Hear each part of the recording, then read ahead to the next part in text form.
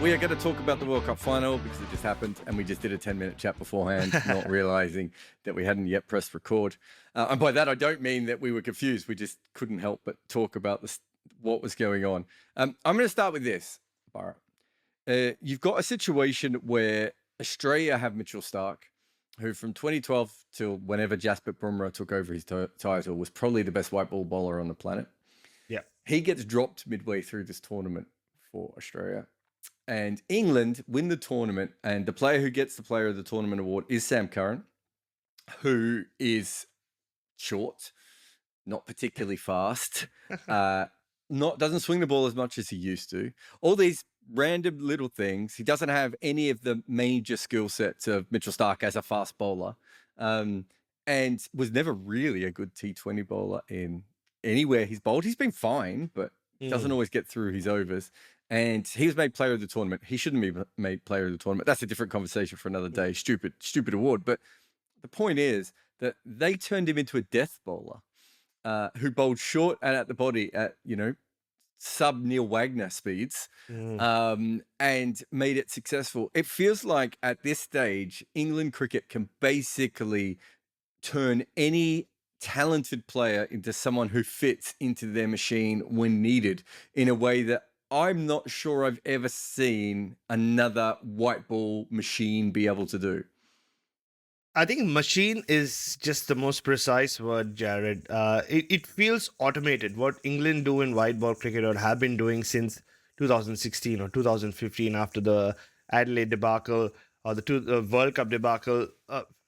I wrote a piece about it yesterday and I called it, or I compared it to an Amazon warehouse, right? Where all these robots just start moving around, picking all these players and just putting them into places and putting them into roles that just suit them. Or more than suiting them, it suits this overall system of England's white ball cricket. I am struggling with my voice today. I just drove through the night last night to get to Adelaide in time for Alfie's first birthday. Alfie's our dog, second puppy. So pardon me if I sound a little all over the place. But this, let's face it, it is a dynasty that they've built, right? We've seen a few dynasties in men's cricket over the years. Tim Wigmore wrote a really good piece about it as well a few weeks ago, or no, actually a few days ago, I should say, about, the West Indies back in the 70s and 80s, the Australians in the late 90s to the mid 2000s. And the Australians did it across two formats as well, Test and one-day cricket. And England are doing it across one-day cricket, 50-over cricket and T20 cricket. And you realize very early on that this is one dynasty which is based more on philosophy rather than personnel, where you look at the guys who were in the playing 11. I mean, how many of them would you call potentially great, or how many of them would you think would end up being great players? Josh Buttler? Ben You're Stokes. talking about, when you say great, you're not saying England great. You're saying all-time great. All-time great. Yeah. All-time great. It's Butler in this side, I think, is the only player, because Ben Stokes definitely isn't in T20 cricket, right? No. You could argue that in other formats. Bairstow, Hales, Moeen, Rashid, all these other players, they've all got very high peaks, but they're not like automatic all-time great. I mean, not all of them are even in the IPL, right? Like, they're not at that top level consistently all the time. Yeah, and think about it. Like Sam Curran being player of the tournament kind of puts that theory exactly where we want it to be as well. I mean, when Australia were dominating, they had like players coming through all the time. But invariably, the guys who were winning them the big matches were Shane Warne, Glenn McGrath, Adam Gilchrist, Mark Waugh, Steve Waugh, across all formats. I mean, just look at all the World Cup finals. Ricky Ponting. And similarly for the West Indies as well. I mean, it was Clive Lloyd or Viv Richards or Gordon Greenidge. But with England, every tournament they play, it's someone new, even if they don't end up as the player of the tournament. You said this just before we pressed record. Liam Plunkett was that guy in 2019 who, again, came back onto the scene, became this death bowler that not many expected him to be. Just like Sam Curran has now. Of course, different stages of their respective careers. But again, it's basically because the system's been built that way. And it's a philosophy that's just not followed by the England men's team at the highest level. It's a philosophy that seems to be followed by England white ball cricket as a whole. Right, you see and cover a lot more England domestic cricket or the 100 and T20 blast than I do, but it's the same, right? You're expected to play in a certain way. So if you fit, you fit in, you fit in. If you don't, you don't. And I think that's one reason why I feel this dynasty potential, or at least has the potential to outlast the other two, because it's not so dependent on a bunch of really great players who've all come together at one single time. Yeah, I get that. There are certain things you can't copy, right? One is that they came from a generation where they all smacked the white ball around in the Pro 40, in the T20, in the One Day Cup. So they had all these different formats, with, small grounds in England, a lot of medium fast, right arm bowlers to deal with, a lot of throwdowns, all those sorts of things. I'm not sure Yeah. that outside of perhaps India, you could replicate that brilliantly. And even in India, it would be slightly different because of the spin and some of the kinds of pitches. Yeah. The other thing is that other than South Africa in the late 90s, I don't know if there's ever been a team who's had this much all-round talent available to them. Yeah, true. So if you look True. at the T20, Liam Livingstone, Ben Stokes, Mo and Ali can all bat in their top six. And between them, minimum, you should be able to get 6 overs a game out of those guys in different formats, right? But 6 overs a game. So straight away, you're a huge advantage over any other team. And then at the other end, they've got Sam Curran, Chris Wokes, Chris Jordan, even Adil Rashid. They had Liam Plunkett before. David Willey is available to them. Maybe perhaps George Garton as well, into the future. So they've got bowlers who can also hit quite well. And in some cases, in Sam Curran and Chris Wokes' case, probably even better than that, right? That combination is really, really good. And it's probably better than the old South African combination that we're talking about, which was it meant they had to fit a whole bunch of right arm seamers into the side because everyone was a right arm seam. Everyone was a right arm seam all rounder, right? So those are two things that you can't replicate. And I do think that is very interesting. Where I think it's very similar to the other two dynasties is that there probably hasn't been a proper book written about this specifically, but essentially the West Indies got good when people started paying them, right? And that's not a mistake. That's because, at first, they started to get good through the county system. So they started playing Lancashire League cricket. They were very good there. The county system paid them as well. Suddenly that meant they were playing in 2 different first class systems. Then Kerry Packer comes along, right? And he says, not only am I going to pay you more than you've ever been paid before, and I think they were getting paid about $20,000 to $50,000. Like it was good money for late 70s, early 80s for some of those players. Not only was he paying them that, he also said to them, you have to be fit. He got them a physio and everything else. They really committed to that, right? You'll have a look at the Australian dynasty, which probably starts, as you say, wow, it probably starts in the mid 90s, but they don't really take over, obviously, until the late 90s all the way through.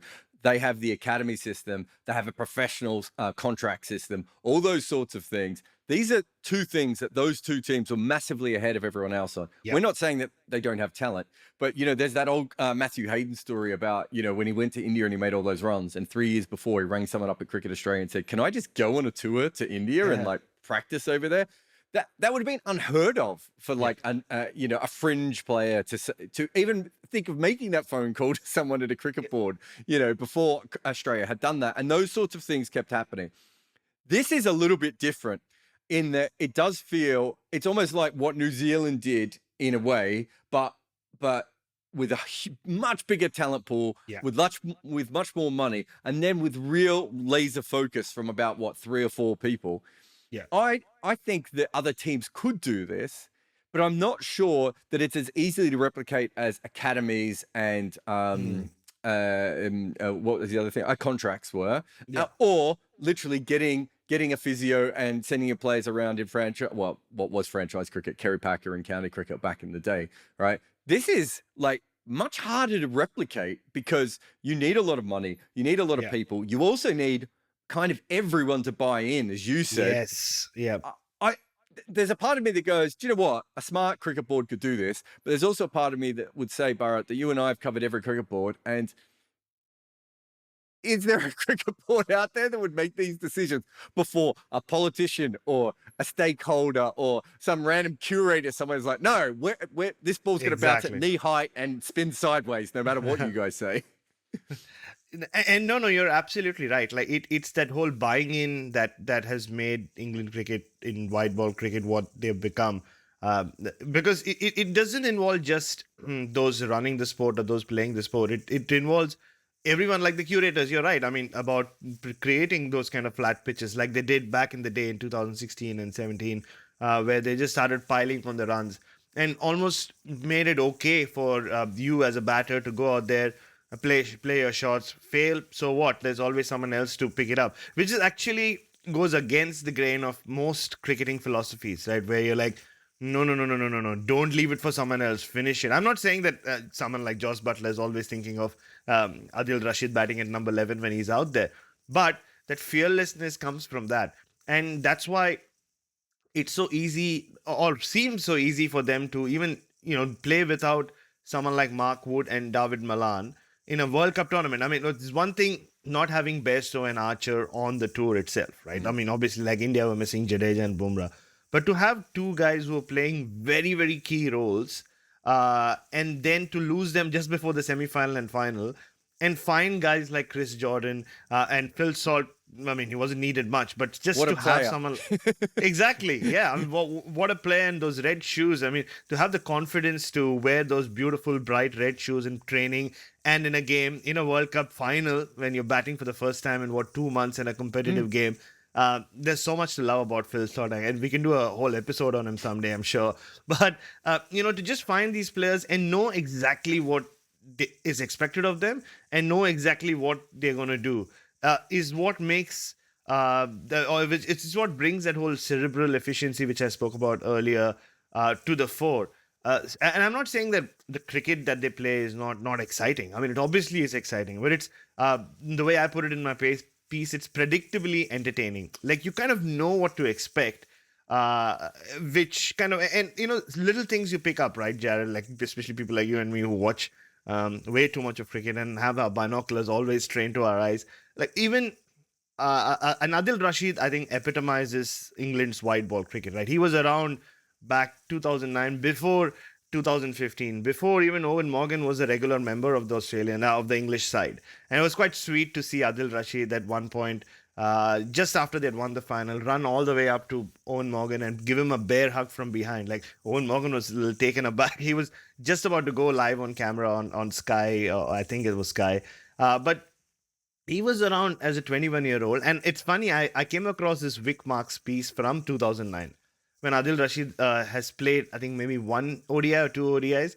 And it's, and the narrative at that point, like Vic Marks, who I love, what a laugh, writes about how, England has still not got white ball cricket the way they should. They still have not found enough players to take the game by the scruff of the neck, and win games. Trescothick has tried it. Flintoff, Peterson, and Matt Pryor try doing it, but then don't do it often enough. So this was the narrative back in 2009. When Adil Rashid had broken onto the scene. And Vic Marks speaks about how Adil Rashid could be the guy who, could be that leg spinner who plays all formats, but also could be someone who could be a bankable option.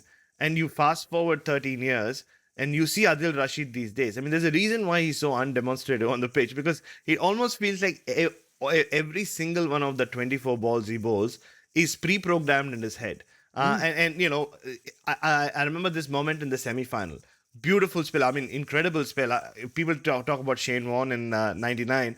Adil Rashid's spells in the semi-final and final, in my opinion, if you put it into context, almost on par. I mean, he turned the games around, getting Surya Kumar Yadav out in the semi-final, getting Babar Azam out and bowling a wicket maiden right after Liam Livingston had been hit for 16 runs. I mean, those are like world-class overs.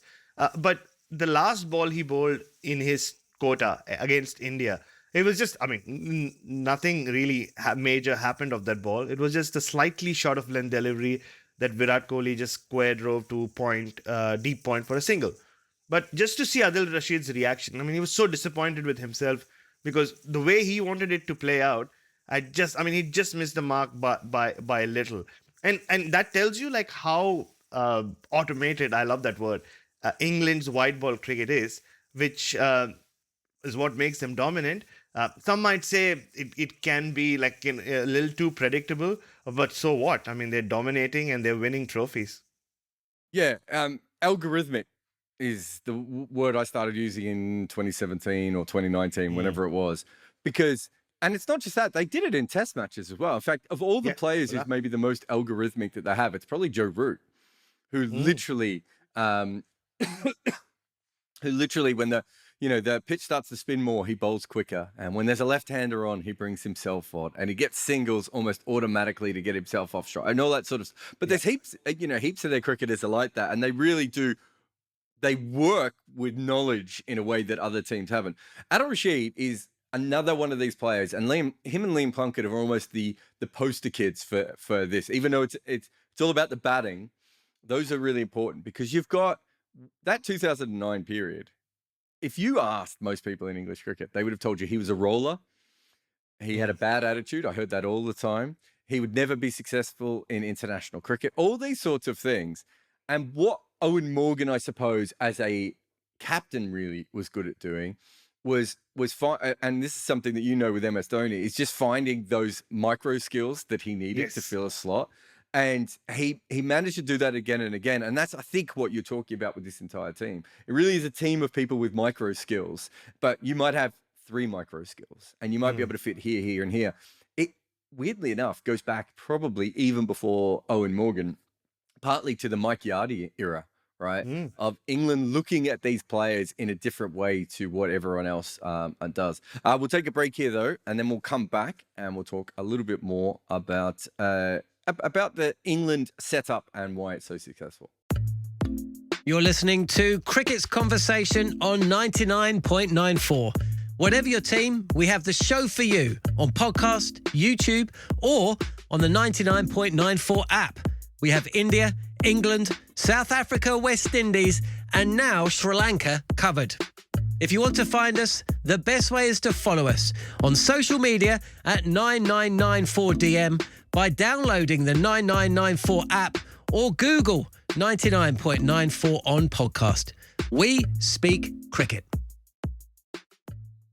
I just remembered that I brought something up that I was going to tell you that I thought you would really find interesting, and then I forgot to tell you before the break.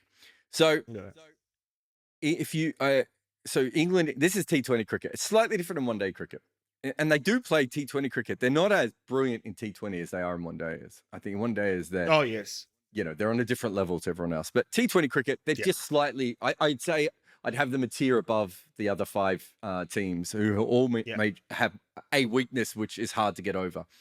But when you look at it, so we talk about them batting down to a number 11. Their number 7 position actually faces less balls on average than what a T20 player would per match, right?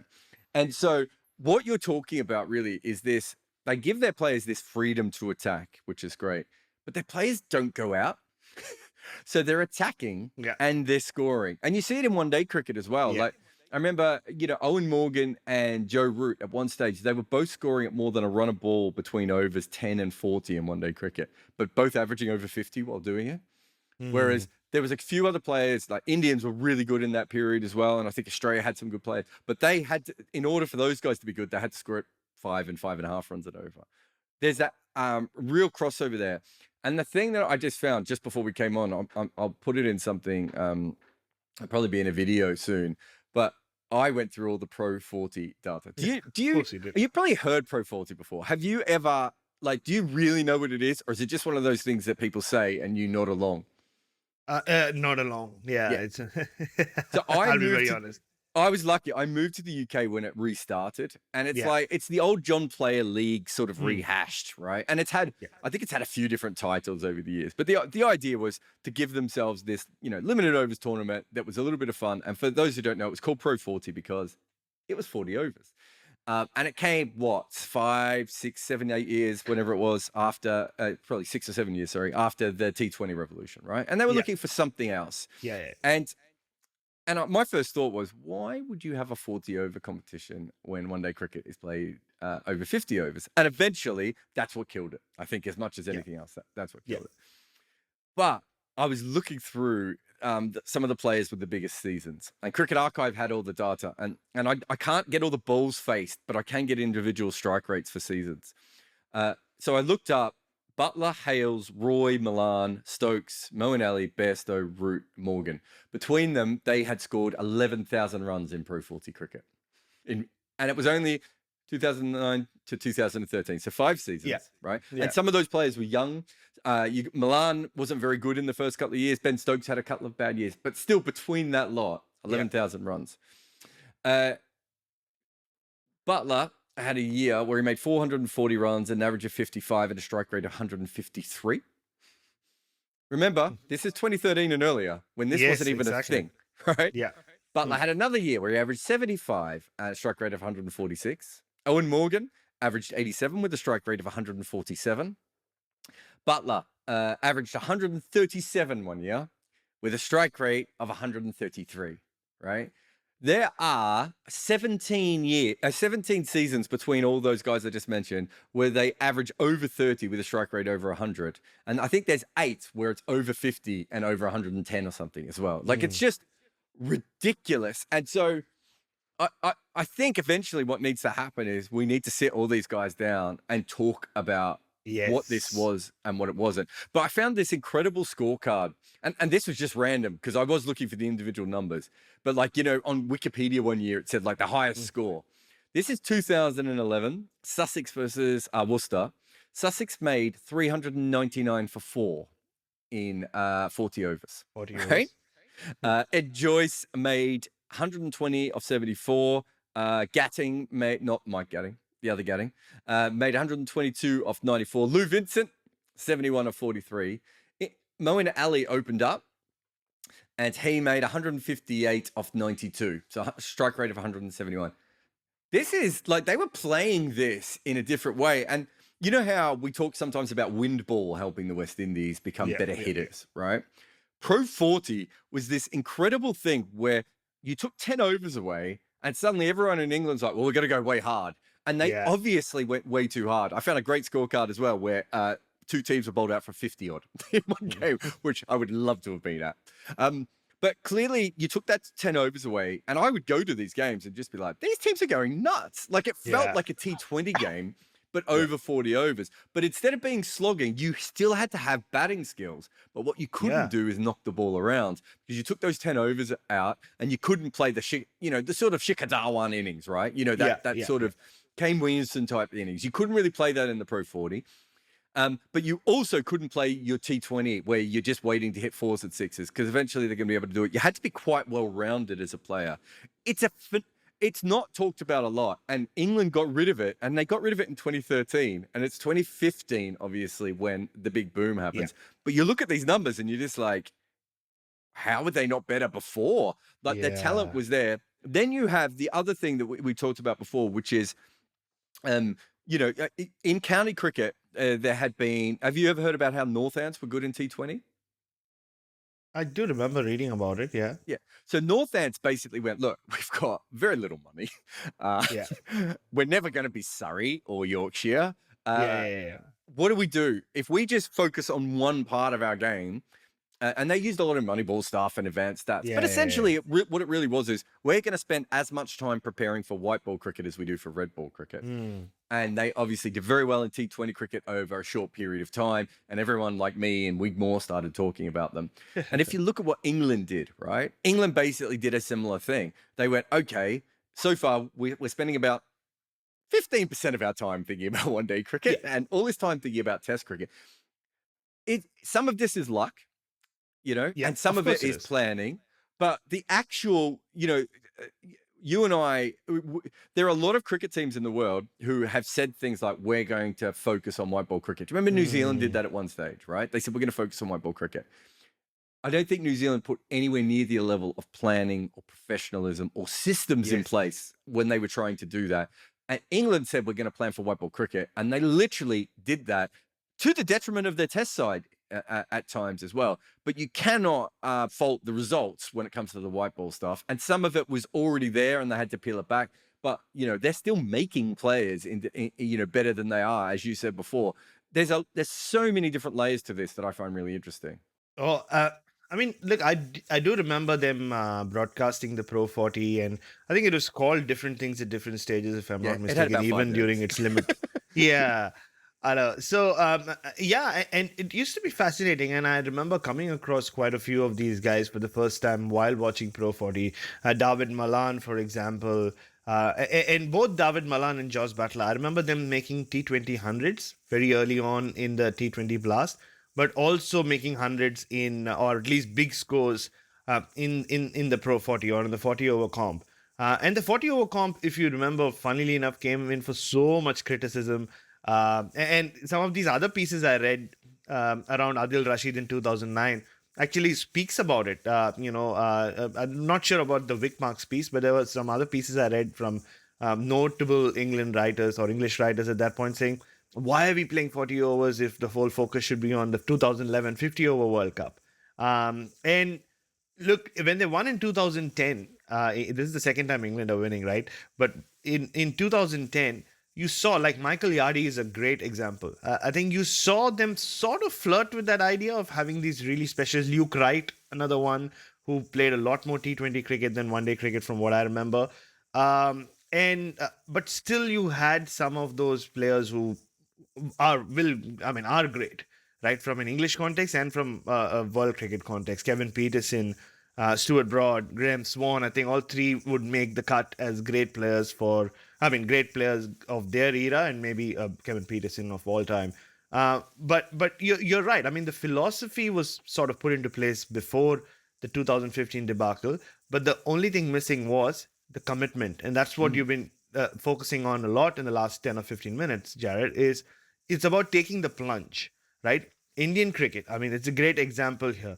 Indian cricket in T20 cricket, in T20, the format, they've been flirting with breaking free and really embracing this fearless approach that they keep talking about. They mention it many times. But fearless approach in T20 cricket doesn't just mean going out there and playing a lot of shots. I mean, that's the most basic idea of fearless cricket. It's about who you pick, how you build that whole system, not just with your international team, but in the whole feeder system that creates those kind of players. I mean, it's sort of there with the IPL, and I find the whole argument of, oh, India have not won T20 World Cup after the IPL kind of really lame, as you know, like, doesn't really those What, two don't connect. what did the play? What was it? Was it? Was Akram and Gavaskar said the other day? Oh, the players are getting paid too much, and it's like they're not. That's not why they're failing. No, exactly, yeah. Like There's a we just saw Hardik Pandya rebuild his body because of how much money he had available to him to be Yeah. able to actually improve himself as a cricketer. Let's not talk about and of all the players who are the flashiest when it comes to money, Hardik Pandya is like right up there, right? And yet, it's so yeah. I look, it's the old Premier League thing, isn't it, as well? It's funny that the NBA players seem to do okay with it. True, yeah. And look, Hardik Pandya, you're right. I mean, he was from all reports I heard that he was traveling with his personal chef on this tour, which is a great thing, which tells you how much he's thinking about his cricket. And if he can afford it, why not? Right? Like, yeah, I mean, it's a good thing that he wants to be so wary or aware of what goes into his system or what goes into his body, even while he's playing a World Cup. And which I think also tells you that he's committed to the cause. Like, he's taken the plunge individually. But Indian cricket, Australian cricket for that matter, like, they speak about, focusing on T20 cricket when a World Cup comes around. Or now already the talk is about 50 over cricket next year. But, are they just still flirting with being, you can't be half-assed with these things. I think that's where England have just taken white ball cricket to the next level by saying, and it's not that they're winning every game, right? You're right. They're a much better 50 over side than a T20 cricket side. And technically, they could well have been 4 times T20 World Cup champions by now. They should have won in 2016, right? I mean, Carlos Brathwaite just had one of those nights, and Ben Stokes lost his nerve. They could well have won. I know I'm getting into the ifs and buts, but they were odds-on favorites to win last year as well. Yeah, New Zealand. I mean, you could once argue again, they were better last tournament than they were in this tournament. yeah. Oh, absolutely. Yeah, absolutely. So, even though they just have 2 titles to show for it at this stage, they could well have been sitting on like 5 in the last 6 or 7 years, or at least 4. So that's the difference between what England have done and what these other countries have to do. I mean, if they want to catch up with England, which is to not just create fearless cricketers, but to kind of marry into that fearless approach, which none of them have done so far. So I remember Australia deciding that it must have been before 2019 World Cup, they decided that they would have to bat very similar to England.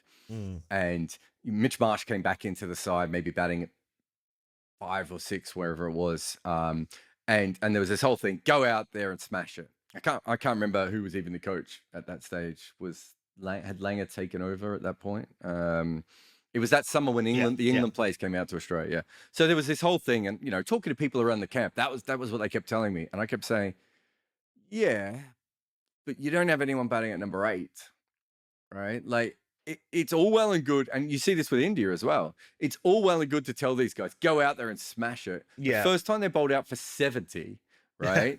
And things completely changed. England only had a couple of those, but they had so many wild successes because Mo would come in at 7, or Chris Wokes would make a 50, or whatever that would be.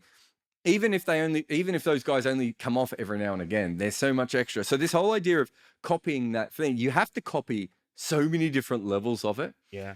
And you look at the India team, and I'd never be forward enough to send Rahul Dravid an email, but I remember, I would send him an email, but not have you thought about doing this? Yeah.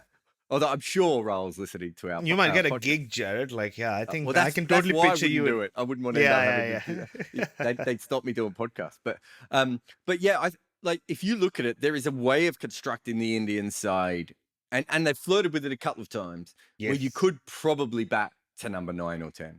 Yeah, right? yeah, absolutely. That's a huge risk to be able to do it, and then you have to do it you probably have to commit to that style for a long period of time. Yeah. That's copying England's method. You don't have to do that. There might be another method out there that you could find from your team. But there are more extreme things. And if you have a look, probably maybe the most extreme team would be South Africa, right? Where they're literally we are giving up on the number 7 batting position entirely. I've actually done a podcast with Matt Roller that will come up after ours, in which I literally go on and on about Wayne Parnell batting at number 7. So I'm not gonna go too, but you know what I mean? They're literally so they're taking a big punt in that direction. Yeah. Right. And so far it hasn't come off in 2 World Cups for them, although they've actually won quite a few games at times in those World Cups. But if that's what you're going to do, and that's what you believe, you need to actually groom your entire structure around that, right? Which is, this is where we are right now. And I think, again, it seems like that is what England has done, whereas that's not really the case for anyone else. And it's hard to, especially India's really, really interesting for me. I really want to do a big piece on their T20 side, because they haven't been that bad that it's easy to rip it up and start again, right? They actually, you look at those teams and you're just like, they should have done better, right? And when you have that 2015 World Cup, you're watching England going, they fundamentally don't understand how white ball cricket is played, right? And that was easy, for Owen Morgan. I remember being at the press conference with Owen Morgan where he was frustrated when they beat Scotland, and you could just see him going, "This is shit." We don't, and they won that game, right? So I do think that if you're going to do that extreme thing, it really does need to be almost top to tail, and it's a tricky maneuver, I think, for any other team to do it. And then you do need the actual people available, and I'm not sure that anyone really has. It'd be great to go through India and South Africa, the 2 teams that in some ways I think should have a brighter future in limited overs cricket than New Zealand and I think Pakistan are quite good because of the bowlers, so we sort of keep them to one side. But you look at New Zealand and Australia and you're like, there's a lot of aging players there that doesn't seem to be absolute jets coming through, that there maybe were in other generations. The Big Bash is looking pretty dry. New Zealand's a very much early to mid 30s team with a lot of their players now, right? And then you look across to South Africa and India and you go, this is the team where maybe Yes. there's a whole new mess that we can try here. But those things are really messy, and you need to fully commit in the way that England has done. And I'm not sure either of those teams are in the right place mentally or as cricket boards to be able to make those plunges. Yeah, I mean, you need to be okay with upsetting people, upsetting the apple cart, and completely changing not just your approach but your culture if you want to go down that way, like England did. Right. And another dynasty or dynasty we didn't speak about is West Indies in T20 cricket. I know our Caribbean cricket podcast guys will bury us if you don't mention them. Yeah, between, say, I would say 2011 and 2016, like when they won those two trophies. But that was a very different. Even there was commitment to the cause, where the big players were just allowed to go and do whatever they wanted to do. But come the World Cup, they all came together. Even if a lot of them at many points didn't see eye to eye, they were still committed to a cause, which is what was lacking with this current West Indies side. And obviously, in some it's at some levels again you're talking about a lot of great players in that particular format coming together at the same point, unlike what we are seeing with England. Yeah, But I mean, the reason they couldn't replicate that is because that basically happened because those guys all went off and became a bit like what happened in the 80s, right? Yes, in the late exactly. 70s. Those guys all went off and became professional when no one else was. And then by the time everyone else caught up to them, the West Indies had nothing to go to, right? There was, you know, and we talk about great players and everything else, but you become great by being tested, by playing for your, playing for money and, Exactly. working on your game and working on your diet and working on your body and all those sorts of things. So it is, I think you're right. A lot of those other ones, either, I do think someone can catch up to England, right? Yeah. But there's a couple of things that I think is worth saying. One is, as we go more and more to franchise cricket, is anyone else going to have the money to catch up with what England is currently doing and the desire to do it? Yes. Right.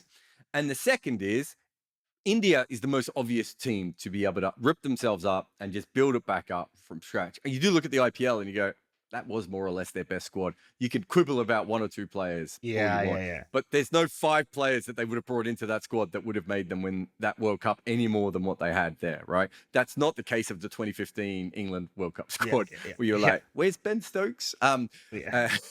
So there are some differences there, but that's the interesting thing about India is, will they ever be so bad at a tournament where you're just like, all right, let's start again? And with South Africa, yes, theoretically they could do it, but there's the politics of the selection there. There's also the fact that will they even be able to keep their best players anymore as franchise stuff happens?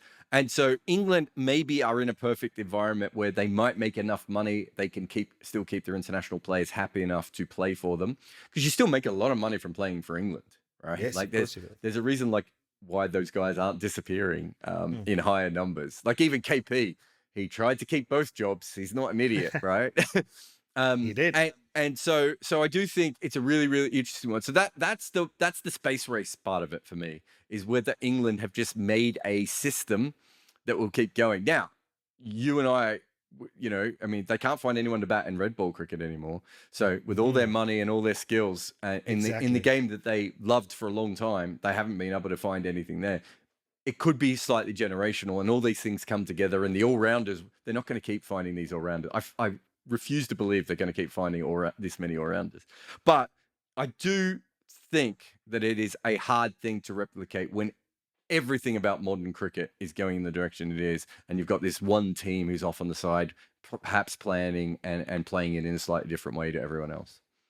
There's only one team I can compare this England white ball cricket team to. That's the Australian women's team. And I mean, you can say there's a Matthew Mott connection link between the two. And I mean, what a performance from Matthew Mott as coach, right? 2 World Cups in the same year. Women's cricket, men's cricket, Australia, England.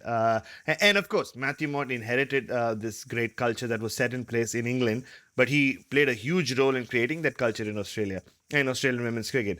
And like you said there about the England men's team, I've heard so many people who've covered a lot of women's cricket saying at some point Australia will have to stop producing these incredible all-rounders. And it's very similar, right? The Australian women's team bat from literally 1 to 10 most times, and they just have players who can bowl.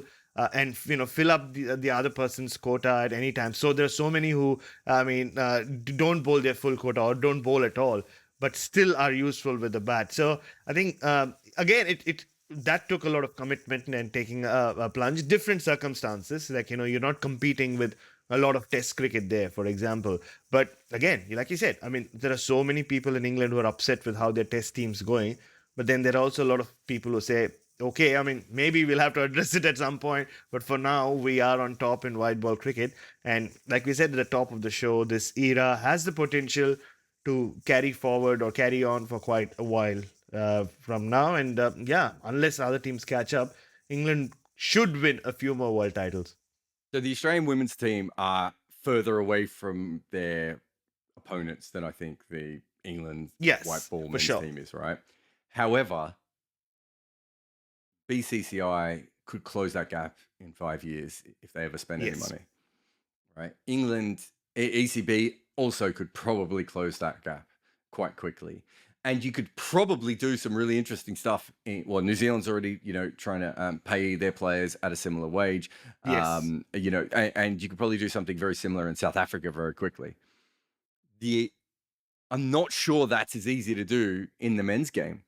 Yeah, right, which is a really interesting thing. So we're going to look back on this in about 20 years' time and just be like, Australia women won all those games because they paid their players. That's what you're supposed to do. Do you know what I mean? So I think that's going to be slightly different to what we look back on for England. But either way, I think it's very fascinating. All right, one last break, and then we'll come back. And I want to ask you about the fact that how confusing this is that this is England.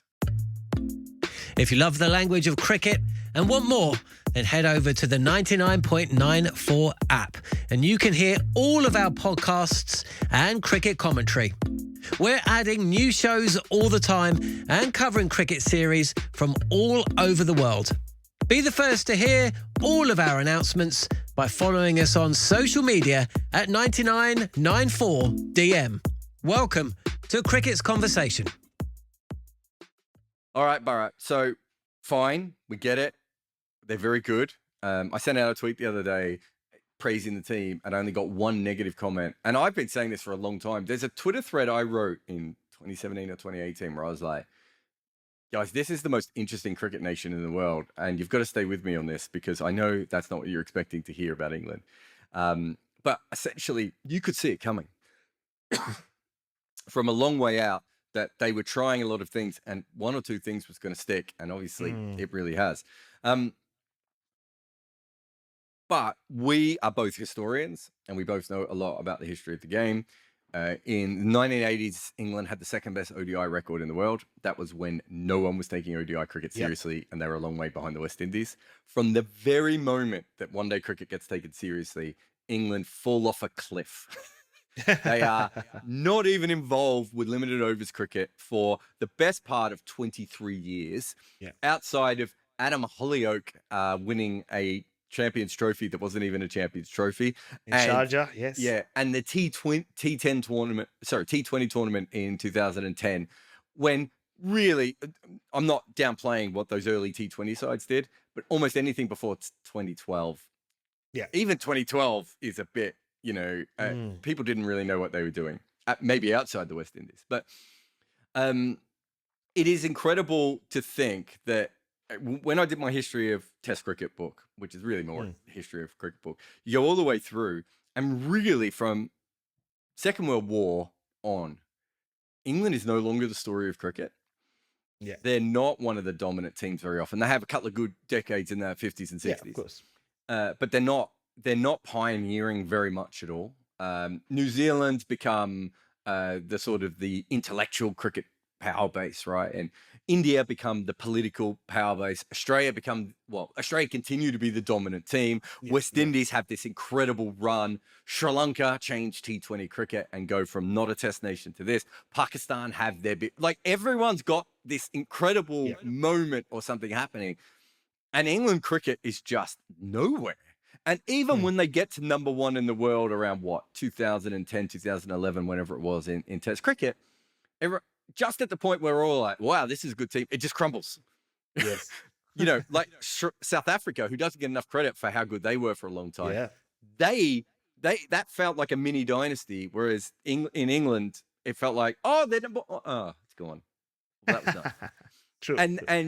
And so they just haven't been a relevant team. And for people like you and me who like to cover cricket all around the world and look at things slightly differently, sometimes it's like, you and I had a conversation off air recently about not giving a shit about Harry Brook.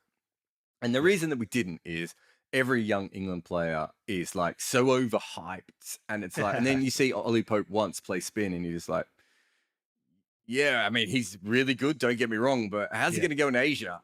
Exactly. And then you see Tom Wesley play a ball off his pads, and everyone in England goes, yeah, that's the guy. And you're like, well, he's averaging 34 in first-class cricket. And don't get me started on James Vince. We see these guys come through over and over again that we have almost downplayed it. But it's so over the top and obvious now that it would be silly for even us who don't like bigging up the big three to ever downplay what England are currently doing, because, as you said, it is going towards a proper old school cricket dynasty at a rate almost as quickly as these guys bat. And you missed out on Zimbabwe and Kenya. I think they were more exciting teams towards the end of the 90s. Yeah. Ireland and Afghanistan you could throw in. Do you know what I mean? Like, so many teams had these little moments, and England was, and you were sitting there going, I don't know, Adam Holyoke, those 14 games. Or Neil Fairbrother. I mean, look, they, Australia, and justifiably so, always talk about Dean Jones having revolutionized 50-over cricket. But I'm not comparing Neil Fairbrother and Dean Jones. Of course not. But I think Neil Fairbrother, played 3-4 World Cups, and he got one-day cricket before everybody else in England got one-day cricket. And he's got 3, isn't he the player manager for at least 3 of the players who won the World Cup this time? Oh, probably more. He's player manager for half the England setup, isn't he? I think he might be my manager at this point. Like, he's all over the shop. Yeah, so I'm glad that the Neil Fairbrother shadow still, exists, or this English white ball dominance. But you're absolutely right. I mean, England were, put it mildly, boring, for the longest time, right? Like, there was nothing about their cricket which was exciting. They would create exciting players, of course. Kevin Peterson, Andrew Flintoff, Alistair Cook, a great player, of course, and there's so many others. Even guys like Alex Stewart, Darren Goff, Andy Caddick. There was... And they had the greatest stories too, like Hick and Ramprakash. Yeah. Even someone like Butch, who was picked when he was too young, didn't know what batting was, had all this random career. Like, there was stories there, and they weren't as bad as we remember. Like, no. If you go back and, Emma John's written a book and Butch did the documentary about it, and you go back and you go, it was a pretty good era of cricket where there was about 7 or 8 teams who were all of a similar standard, and maybe, a couple of teams just slightly elevated. They weren't quite as bad as we remembered, but they were also absolutely nowhere near the conversation. Like, if you were to go, that Cook and, the Goff and Caddick partnership, they were really good. You still got, and Goffey would admit this, they might have been the 5th best new ball partnership at best. And it wasn't because they weren't good. It's just that Wacker and Wasim and Donald and Pollock and Kirtley and Courtney and there was just, everything was going on at the same time. Yeah, I mean, I'll put it this way. I mean, there was never a time, or at least when we were growing up as people and we were growing up as journalists, where you could ever jump, or you had a reason to jump on the English bandwagon, right? I think there were at different points people jumped on the South African bandwagon during the late 90s, early 2000s, the New Zealand bandwagon around that time, and at different stages in the last 20, 30 years. Definitely the West Indies bandwagon. I mean, everybody just wanted India to fail unless they were India, but that's a different story altogether. The Pakistani bandwagon, the Sri Lankan bandwagon. But at no point since 1985, when I was born, do I remember a time when there were a bunch of people, non-English fans, who were like, oh, wow, I really like what England are doing. I'm going to, jump on this bandwagon and support them. Till now, even now, it's done pretty grudgingly. I still see some commentary on social media where people are like, oh, they got lucky. Ben Stokes should have been out 10 times before he saw them home and all that. But I think England have finally become, you're right, a team which, as a neutral, you can really get excited about. Even though like I said earlier, you know what to expect, but even that is quite exciting. Yeah, I mean, I remember when they got good and they went to number 1 in the world, and they played South Africa in 2012, and I and and they just got really good, and the English press hadn't even really got behind them. Do you know what I mean? Like Yeah, the England press yeah, weren't yeah, like, "Hey, everyone, this is a team," and yeah, yeah, it yeah. was already clear at that stage. And I wrote a piece really early on in 2012, going, "Yeah, I think this team's already on the slide." Sadly, I think this is going. But even if you think back to that team, that was the Moneyball Test team, which was Yeah. Trott, Strauss, Cook grinding it out. You then had, to be fair, Bell, Peterson, Pryor, Flintoff. When I suppose, well, actually, it was probably just beyond him. But Yeah, yeah. that sort of period of those guys coming in and whacking it. But the bowlers always seemed to bowl a little bit too short and a little bit too wide, whatever. Yeah. There was, even if you're a neutral and you're like, this is a really good team, I'm not sure you were like, oh, England is playing. Like Yeah. even if you look at Bazball, right, which Yes. is, we'll probably do 83 episodes on, right? Even if you look at Bazball, you're like, oh, I'm going to watch this. I still think they'll end up burning themselves to the ground here, but I'm going to watch this. And this white ball team, as you said, it's much more predictable and much better. But there is an element of, like, if with football clubs or basketball teams or anything, or rugby teams or whatever, you pick who you support between the age of like 5 and 9 or whatever it is. I think that's the average age. So if you don't just automatically pick your parents' team or your big brother's team or your big sister's team, then you generally pick that team that you like, which is why there's all these like Indian kids whose favorite team was Australia. Yeah, right. true. And why there were absolutely. all those English kids whose favorite team was West Indies, right? Like that's how those things go. This is the first era in the history of cricket where we're going to have a bunch of English fanboys from South Africa, from New Zealand, from Australia, from Sri Lanka, from wherever else, from India, because it's impossible to watch this team and not go, this is how it should be done. And that, for people like us, is so bizarre. If you're under the age of 25, you're just like, yeah, they're a good team. What are you talking about? Exactly. But if you're older than that, you are sitting there going, this is England. This is England. This is not what it's supposed to be. Which is also now the title of this show, because it's the last thing I said, and I'll remember it. A great tournament. I'm sure you had a lot of fun. Next week we'll move on to something else. But why don't you go and have another sleep? You've done very well to make it through the show, by the way. And this has been our longest episode, if I'm not mistaken. And for me to do it on 2 hours sleep after having driven through the night. And that's something about driving through the night in Australia, right? After a point, and I've done it so many times now. Between 8 and 10, it's just the road trains that you see, a couple of cars here and there, just locally going from one town to the other. Between 11 and 1, maybe a few road trains, and then from 1 to 5, it's just you on the road. There's nobody else. So yeah, it's quite an experience, and I'm glad I survived it once again. And yeah, it was by far the best T20 World Cup I've ever covered or seen or witnessed, Jarrod. So I'm really excited about where the format's going at international level, to see all these teams jump up from nowhere. It's funny. Yesterday, you know how you listen to late night radio, right? When you're driving around Australia, there was a guy. I'm surprised. Like, it was one of those 25 questions that you have to get right. There was a guy who called from Netherlands for the quiz. I was shocked.